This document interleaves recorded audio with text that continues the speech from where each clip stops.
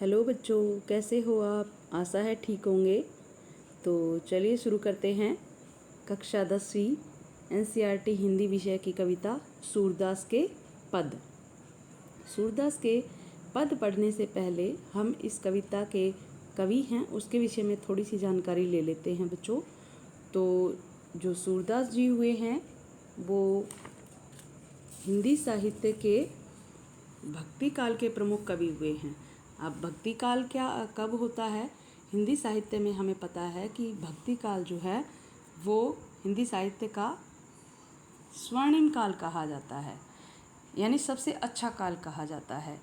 इस काल में भगवान से संबंधित बहुत सारी कविताएं बच्चों लिखी गई थी, क्योंकि उस समय मुसलमानों का भारत में आगमन शुरू हो गया था और वो हिंदू धर्म को बहुत ज़्यादा दबा रहे थे। तो भारत की जो जनता थी दुखी थी, परेशान थी, और जब इंसान दुखी और परेशान होता है तो भगवान की शरण में जाता है।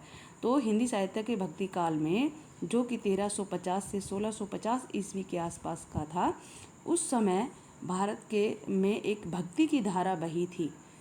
उसमें बहुत सारे कवि हुए हैं जिन्होंने अपने कविताएं लिखी हैं, भगवान से संबंधित बहुत सारी कविताएं लिखी हैं। तो इस समय बेसिकली दो भक्ति की धाराएं थी। एक तो निर्गुण भक्ति धारा जिसमें भगवान को निर्गुण निराकार रूप में पूजते हैं, यानी कि उसका कोई रूप, रंग, आकार, कोई शेप नहीं है। और इसके जो प्रतिनिधि कवि हुए हैं वो कबीरदास जी हुए हैं।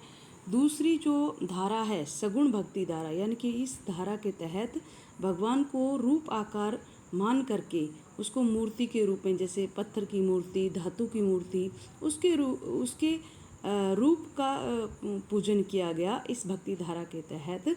और इसमें जो प्रमुख कवि हुए हैं वो सूरदास जी हुए हैं, तुलसीदास जी हुए हैं और मीराबाई जी हुई हैं। ठीक है बच्चों, तो ये तीन प्रमुख कवि और कवित्री हुए हैं सगुण भक्ति धारा के तहत। सूरदास जी जो हुए हैं उन्होंने भगवान कृष्ण के ऊपर लिखा, और वो भी उनके बचपन के ऊपर बहुत सारी कविताएं उन्होंने अपनी लिखी पुस्तकों में। उसके अलावा तुलसीदास जी हुए हैं जिन्होंने भगवान राम के ऊपर बहुत सारा साहित्य लिखा, और उसमें भगवान राम के संपूर्ण जीवन के ऊपर उन्होंने लिखा। इसी प्रकार से मीराबाई इस काल की महत्वपूर्ण कवित्री हुई है, और उन्होंने भी भगवान कृष्ण के ऊपर लिखा, लेकिन मीराबाई ने भगवान कृष्ण की युवा अवस्था के ऊपर लिखा। और जो सूरदास जी हुए हैं उन्होंने कृष्ण के बचपन के, उनकी लीलाओं के विषय में लिखा है। तो हिंदी साहित्य में भक्ति काल के अंतर्गत सूरदास जी जो हैं उन्होंने 3 पुस्तकें लिखी हैं, जिसमें से उनकी एक महत्वपूर्ण पुस्तक है सूरसागर, और इसी सूरसागर के अंतर्गत उन्होंने भ्रमर गीत लिखा है। और उस भ्रमर गीत के 4 पद हमारे 10वीं कक्षा के हिंदी विषय के अंतर्गत लिए गए हैं, 4 पद। और इन 4 पदों में क्या बताया है बच्चों, एक एक करके देखते हैं। मैं थोड़ा सा इसको तिरछा कर लेती हूँ ताकि आपको अच्छे से समझ में आ जाए, पढ़ने में आ जाए। तो इसमें जो पहला पद है उसमें क्या बताया गया है कि अगर उद्धव स्नेह के बंधन में बंधे होते। ये जो भ्रमर गीत है वो बच्चों कहाँ से शुरू होता है?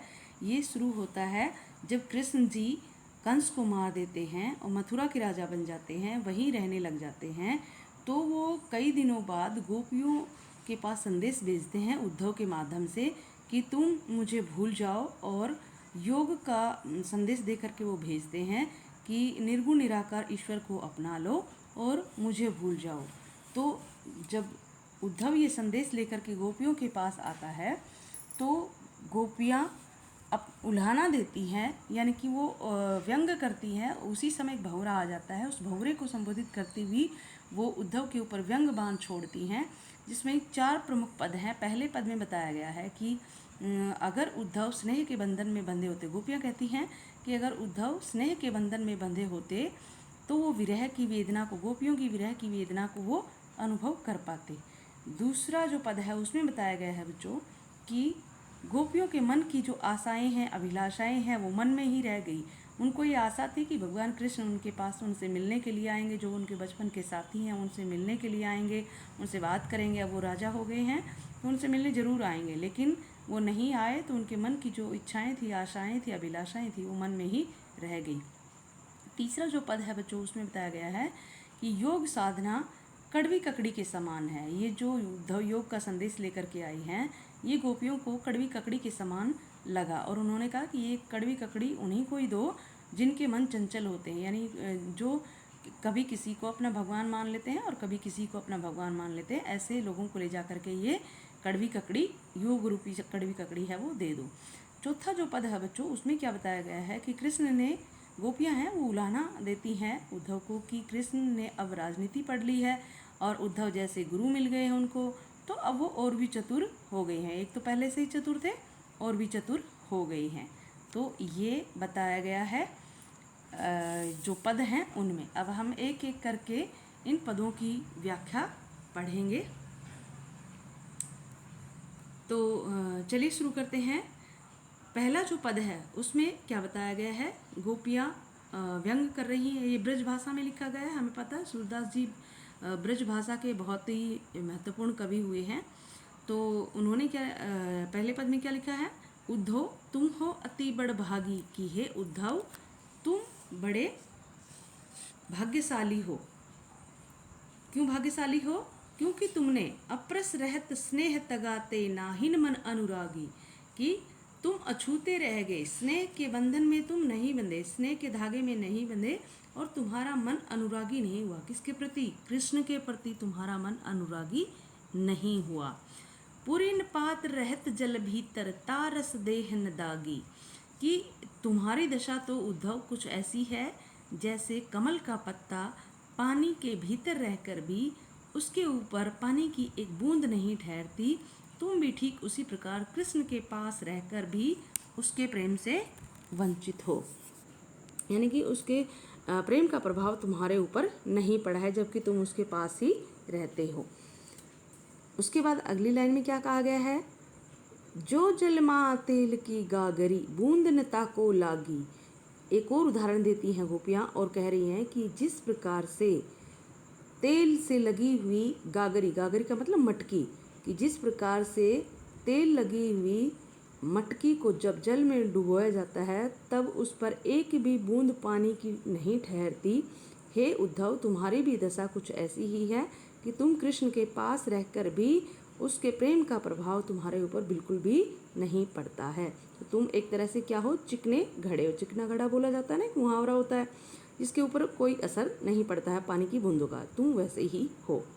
उसके बाद कहती हैं, प्रीति नदी में पाँव न बोरो, कि हे उद्धव तुमने प्रेम रूपी नदी में पैर नहीं डुबोया है और तुम्हारी दृष्टि कृष्ण के ऊपर मुग्ध नहीं हुई, यानी कि तुम कृष्ण के प्रेम पर मुग्ध नहीं हुए हो, तुम्हारी दृष्टि में प्रेम नहीं पनपा है। और फिर लास्ट की लाइन में क्या कह रही हैं सूरदास, यहाँ पे हम देखेंगे कि हर एक पद के लास्ट लाइन में जितने भी भक्ति काल के कवि हुए हैं उन्होंने अपना नाम लिखा है। तो यहाँ पे सूरदास जी ने भी अपना लास्ट लाइन में अपना नाम लिखा है कि ये किस, इससे हमें पता चलता है कि ये किसकी लिखी हुई कविता है। तो सूरदास जी कहते हैं कि गोपियाँ कह रही हैं, अबला हम भोरी गुर चाटी जो पागी, कि हे उद्धव हम जो गोपियाँ हैं वो अबला हैं। अबला का मतलब हमारे अंदर बल नहीं है और हम भोरी हैं, भोरी मतलब भोली हैं। तो यहाँ पे तद्भव शब्द का प्रयोग किया गया है। तो हम भोली हैं, अबला है, हमारे अंदर कोई बल नहीं है। हम तो कृष्ण से ऐसा ही प्रेम करते हैं जैसे गुड़ के चीटी लगी हुई होती है, गुड़ चाटी जो पागी। इस प्रकार से गुड़, गुड़ मतलब गुड़, चाटी मतलब चीटी, जो पागी, जैसे कि चीटियाँ गुड़ के लगी होती हैं, हम भी कृष्ण से ऐसा ही प्रेम करते हैं। तो ये जो कविता है, ये जो पद है, इसमें पहले पद में हमने इसकी व्याख्या कर ली है। उसके बाद दूसरा पद देखते हैं। दूसरे पद में क्या कहा गया है, मन ही मन की, मन ही मन ही, मन की मन ही मांझ रही, कि हे उद्धव हमारे मन की बात मन में ही रह गई। यहाँ पर मन की मन ही में क्या है, अनुप्रास अलंकार है। उसमें इसकी जो व्याकरणिक दृष्टिकोण है उसको हम बाद में देखेंगे, पहले हम इसकी सरल व्याख्या कर लेते हैं, उसके बाद करेंगे। तो आगे पढ़िए। कहिए जाए कौन पे उधो नाही परत कही, कि हम किसको जा कर के कहें अपनी बात को, हमें समझ में नहीं आ रहा है। अवधि आधार आस आवन की तन मन विथा सही, कि अभी तक कृष्ण के आने की आस थी और उनके आने की आस में हमने अपने तन और मन की जो पीड़ा थी, विथा मतलब व्यथा, दुख, पीड़ा को सहा था। अब इन योग संदेशनि सुनि सुनि पुर बिरहनि बिरह दही, लेकिन अब ये जो तुम उद्धव योग का संदेश लेकर के आए हो, इसको सुन सुन करके, बार बार सुन करके हम विरहणियाँ विरह की अग्नि में जलने लगी हैं। दही मतलब जलना, विरह, विरह मतलब विरह, ये तद्भव शब्द है, और विरहणी का मतलब वो गोपियों के लिए प्रयोग किया गया है। चाहती होती गुहारी जितते ही उतते धार बही, कि जहाँ से हमें ये लग रहा था कि गुहार लगाएंगे, वो हमारे राजा हैं, कृष्ण हमारे राजा हैं, और वहाँ हम गुहार लगाएंगे, वहीं से ही ये वियोग रूपी धार बही है। धार बही का मतलब वियोग रूपी धार बही है। लास्ट लाइन में देखिए, यहाँ पे भी सूरदास लिखा हुआ है। तो इस सभी पदों में लास्ट में ये देखो, यहाँ पे भी है, यहाँ पे भी है, और इस लाइन में यहाँ पे भी सूर शब्द लिखा हुआ है, यानी कि हर एक पद की लास्ट लाइन में हमें सूरदास या सूर शब्द देखने को मिलेगा। सूरदास अब धीर धरी क्यों मर्यादा न लही। अब सूरदास जी कह रहे हैं कि गोपियाँ कह रही है कि अब हम धैर्य को क्यों धारण करें। धीर धरी का मतलब धैर्य को धारण क्यों करें, हमारे अंदर कोई मर्यादा नहीं रही है, और यहाँ नहीं आएंगे कृष्ण जी तो हम वहाँ पर मथुरा जा कर के उनसे मिलेंगे। हाँ, अब हमारे अंदर कोई भी मर्यादा नहीं रही है, अर्थात हम कृष्ण से बहुत प्रेम करते हैं, और अगर वो हमारे बचपन के जो सखा हैं वो यहाँ नहीं आएंगे तो हम उनके पास जा कर के उनसे मिलेंगे। अभी तक तो ये था कि वो हमारे पास आएंगे, हमारी बातों को सुनेंगे, लेकिन तुम ये योग का संदेश लेकर के आए हो, इसको सुन के तो हम विरहनी बहुत ही विरह की आग में जलने लग गई हैं। ठीक है, उसके बाद तीसरा पद देखिए। तीसरे पद में क्या बताया गया है, हमारे हरि हारिल की लकड़ी। यहाँ पे हरि का मतलब क्या है, कृष्ण, कि हमारे जो कृष्ण हैं वो लकड़ी के समान है। कौन सी लकड़ी के समान, जो हारिल पक्षी, हरे रंग का जो कबूतर होता है, उसने जो लकड़ी पकड़ रखी है, वैसे ही हमारे जो हरि हैं वो हारिल पक्षी की लकड़ी के समान हैं। और उस लकड़ी को, उस हारिल पक्षी की लकड़ी को हमने कैसे पकड़ रखा है, मन क्रम वचन नंद नंदन उर यह दृढ़ कर पकड़ी, कि हमने इस लकड़ी को अपने मन से, अपने क्रम से, कर्मों से और वचनों से, सभी तरीके से हमने पकड़ करके रखा हुआ है। किसको, नंद नंदन उर, नंद बाबा के जो बेटे हैं उनको हमने अपने हृदय में मन क्रम वचन से पकड़ कर रखा हुआ है। जैसे हारिल पक्षी लकड़ी को पकड़ करके रखता है, ठीक उसी प्रकार से यह दृढ़ कर पकड़ी, यह दृढ़ करके हमने इसको पकड़ रखा है। जागत सोवत स्वप्न दिवस निसी कान्हा कान्हा जकरी, कि हम तो जागते सोते सपनों में भी दिन और रात, निशी मतलब रात, ये दिन रात हम कान्हा कान्हा का नाम ही जप रहे हैं। कान्हा कान्हा का मतलब कृष्ण कृष्ण। सुनत जोग लागत है ऐसो जूं करवी ककरी, कि हे उद्धव सुनो, ये जो तुम योग का संदेश लेकर के आए हो, ये हमें कड़वी ककड़ी के समान लग रहा है। ककड़ी यहाँ पे तद्भव शब्द है।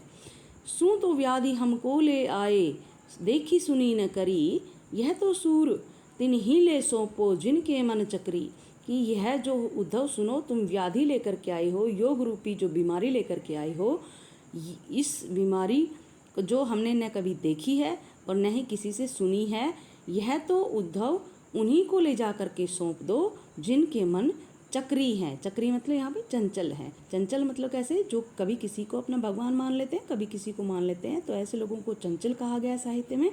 तो ऐसे चंचल लोगों को ही ले जा करके दो। हमने तो अपने मन क्रम वचन से कान्हा को, नंद बाबा के नंदन को ही अपने हृदय में बसा रखा है, और दिन रात उसी को ही याद करते हैं, उसी का ही प्रेमालाप करते हैं, और हम किसी और को अपना भगवान नहीं मानेंगे। और ये जो कड़वी ककड़ी है, ये चंचल लोगों को ले जा करके दो। लास्ट पद देखिए, आखिरी पद देखिए, हरि है राजनीति पढ़ आए, कि अब जो कृष्ण है वो राजनीति पढ़ करके आ गई हैं। हमने समझ लिया है कि उन्होंने राजनीति पढ़ ली है। समझी बात कहत मधुकर के समाचार सब पाई, हमने भ्रमर के माध्यम से, उद्धव तुम्हारे माध्यम से सारे समाचार पा लिए हैं। एक अति चतुर हुते पहले ही, एक तो वो पहले से ही चतुर थे, अब गुरु ग्रंथ पढ़ाए, अब गुरु तुम जैसे गुरु मिल गए हैं जिन्होंने ज्ञान का ग्रंथ पढ़ा दिया है, तो वो अब और भी चतुर हो गई हैं। बड़ी बुद्धि जागी जो उनकी जोग संदेश पठाए। अब उनकी जो बुद्धि है, ज्ञान है, वो बढ़ गया है और इसी कारण से उन्होंने ये युग रूपी संदेश हमें भेजा है। उद्धव भले लोग आगे के परहित ढोलत धाये। गोपियाँ उद्धव को उलाहना देती हुई कहती हैं कि हे उद्धव, इससे तो पहले के ही लोग अच्छे थे, कम से कम दूसरे के हित की सोचते तो थे, परहित दूसरे के हित की सोचते तो थे। अब अपने मन फेर पाहिए चलत जूं हुते चुराए, कि उन्होंने अपना मन फेर लिया है, जहाँ से उनके जीवन की शुरुआत हुई थी, जो हमारे दिल को चुरा करके ले गए थे, जो हमारे मन को चुरा करके ले गए थे, उन्होंने हमारी तरफ से अपना मन फेर लिया है। ते क्यों अनीति करे आप उनजे और अनीति छुड़ाए।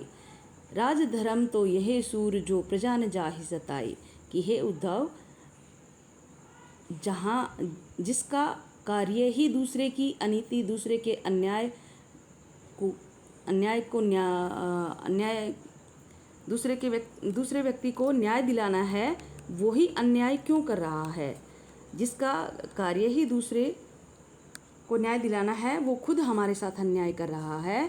राजा का धर्म तो हे उद्धव, हमने अभी तक यही सुना था कि वो प्रजा को जाकर के न सताए, अर्थात प्रजा को और परेशान ना करे। राजा का तो हमने अभी तक यही धर्म सुना था, लेकिन यहाँ पर तो कृष्ण हमारे पास ना आकर के हमारे को सता रहे हैं, जो कि एक अच्छे राजा की निशानी नहीं है, ये बताया गया है। अब इसका थोड़ा सा हम व्याकरणिक दृष्टिकोण से कि इसमें कौन सी भाषा है, कौन सा भाव है, कौन सा गुण है, कौन सी शब्द शक्ति है, कौन सी शैली है, कौन सा रस है और कौन से शब्द हैं, इनका हम थोड़ा सा देख लेंगे।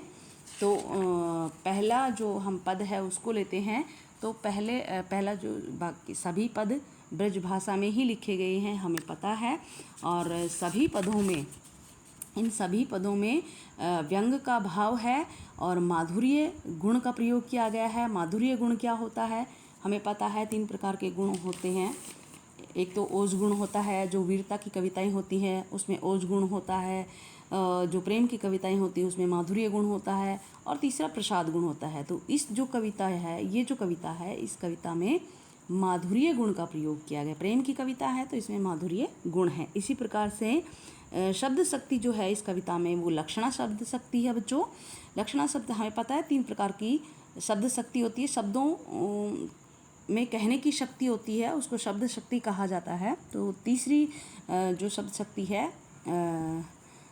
पहली लक्षणा शब्द शक्ति, अभिधा शब्द शक्ति, लक्षणा शब्द शक्ति और व्यंजना शब्द शक्ति। तो ये जो कविता है ये जो लक्षणा शब्द शक्ति से युक्त है, यानी कि इसमें लक्षणों के माध्यम से बात को बताया गया है, समझाया गया है। जैसे कि भाई ये कड़वी ककड़ी के समान है योग का संदेश, जैसे कि तुमने तो प्रेम रूपी नदी में पैर नहीं डुबोया है, तुम तो कमल के पत्ते के समान हो, तुम तो चिकने घड़े के समान हो, है ना। तो यहाँ पे लक्षण बता करके उसकी विशेषताएं बताई गई है। तो लक्षणा शब्द शक्ति है यहाँ पे। कृष्ण भक्ति काव्य का पूरी कविता है और इसमें गीत शैली का प्रयोग किया गया है, यानी कि हम इसको गा सकते हैं। शैली का मतलब तरीका, कविता बोलने का तरीका, गाने का तरीका, तो ये इसमें लिखने का तरीका, तो ये गीत शैली में लिखी गई कविता है जिसको हम गा सकते हैं। रस की बात करें तो यहाँ पर श्रृंगार रस है, और श्रृंगार रस में भी बेसिकली वियोग श्रृंगार रस है। हमें पता है श्रृंगार रस के 2 प्रकार होते हैं, एक तो संयोग श्रृंगार और दूसरा वियोग श्रृंगार। तो यहाँ पे वियोग श्रृंगार रस का प्रयोग किया गया है। तद्भव शब्दों का भी बहुत सारी जगह पे प्रयोग किया गया है, जैसे आस शब्द है, बिथा शब्द है, जोग शब्द है, मर्यादा शब्द है। तो यहाँ पर ये जो शब्द हैं, जैसे ककरी शब्द है ना, तो इनमें जैसे निशी शब्द है, इनमें किसका प्रयोग किया गया, तद्भव शब्दों का प्रयोग किया गया। तद्भव शब्द हमें पता है बच्चों कौन से शब्द होते हैं, वो शब्द जो हम संस्कृत भाषा से चेंज करके अपनी भाषा में प्रयोग करते हैं उनको तद्भव शब्द कहा जाता है। तो एक बार अलंकारों को देख लेते हैं।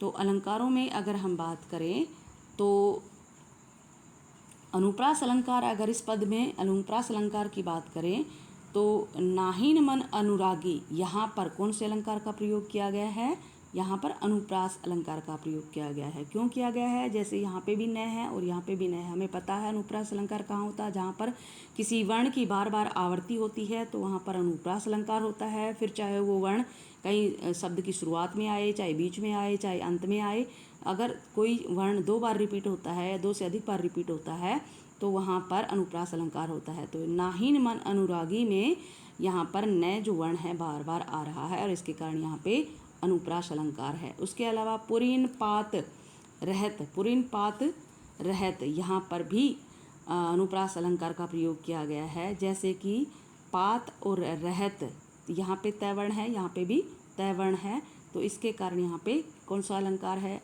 अनुप्रास अलंकार। इसके अलावा जो शुरू का वर्ण है पू और यहाँ पे पै, तो ये यहाँ पे भी अनुप्रास अलंकार हमें दिखाई दे रहा है। इसके अलावा उपमा अलंकार का भी प्रयोग किया गया है। कहाँ किया गया है? गुर चाटी जो पागी, हमें पता चल रहा है यहाँ पे समानता दर्शाई गई है। जब हमें पता है कि उपमा अलंकार कहाँ होता है, जहाँ पर 2 वस्तुओं और 2 व्यक्तियों में समानता दर्शाई जाती है, तो वहाँ पर उपमा अलंकार है। तो यहाँ पर बताया गया है कि गुड़ के जिस प्रकार चींटियाँ समाई लगी हुई होती हैं, उसी प्रकार हम भी कृष्ण से उतना ही प्रेम करते हैं। तो यहाँ पे उपमा अलंकार है। इसके अलावा यहाँ पे रूपक अलंकार का भी प्रयोग किया गया है। कहाँ किया गया है? जैसे कि अगर हम बात करें स्नेह तगाते, अपरस रहत स्नेह तगाते, यहाँ पे स्नेह को धागे का रूप दे दिया, स्नेह रूपी धागा, कि तुम स्नेह रूपी धागे में नहीं बंधे हो। तो यहाँ पर कौन सा अलंकार है? रूपक अलंकार है। हमें पता है जब एक वस्तु को दूसरी वस्तु का रूप दे दिया जाता है, उनमें कोई भेद नहीं बताया जाता, तो रूपक अलंकार वहाँ पे होता है।